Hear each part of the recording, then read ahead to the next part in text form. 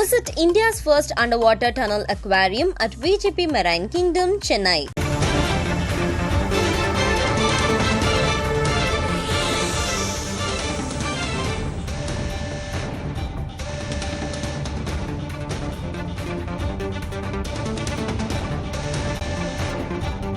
அண்மை செய்தியை பார்க்கிறோம்.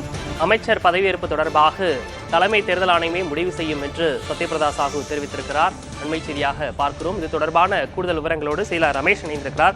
ரமேஷ், இப்போ தமிழகத்தில் இருக்கக்கூடிய தலைமை தேர்தல் அதிகாரி அளித்த அந்த பேட்டியும் இப்போ பார்த்தோம். அடுத்த கட்டமா இவங்க திமுக தரப்பு என்ன செய்ய போறாங்க? இதுக்கு என்ன தீர்வு?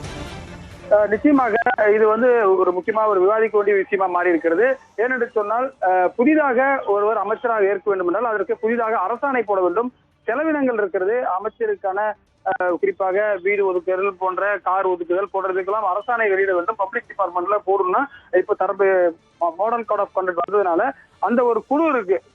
சத்யபிரதா சாஹூ தலைமையில ஒரு குழு இது போன்று ஒரு புதுசாக ஒரு அரசிடமிருந்து கோரிக்கை வந்தால் அந்த குழு பரிசீலனை செய்து அந்த ஒரு ரிப்போர்ட்டை எலெக்ஷன் கமிஷன் டெல்லிக்கு அனுப்புவாங்க.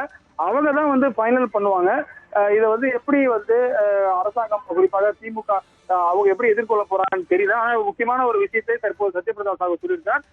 உடனடியாக அவர் அமைச்சராக பொறுப்பேற்க முடியாது. காரணம் என்று சொன்னால், ஒரு புதிதாக எந்த ஒரு அரசாணையும் தேதி அறிவிக்கப்பட்டு விட்டால் செய்ய முடியாது என்பதுதான் தேர்தல் ஆணைய விதியாக இருக்கிறது. எனவே அவர்கள் முறைப்படி ஒரு கோரிக்கை அரசாங்கமிடமிருந்து வந்தால் இந்த குழுவினர் சிஓ தலைமையில இருக்கக்கூடிய ஒரு ஐஏஎஸ் ஆபிசர் டீம் முதல்ல ஸ்க்ரூட்டினி பண்ணி ஒரு ரிப்போர்ட்டை டெல்லியில் இருக்கக்கூடிய இந்திய தேர்தல் ஆணையத்துக்கு அனுப்புவாங்க. அங்க இருக்கக்கூடிய அதிகாரிகள் ஆய்வு செய்து ஒருவேளை அவர் அமைச்சராக பதவியேற்பதற்கு ஒரு அனுமதி கொடுத்தால் அதற்கு பிறகு ஆளுநர் பதவி பிரமாணம் செய்து வைப்பார்.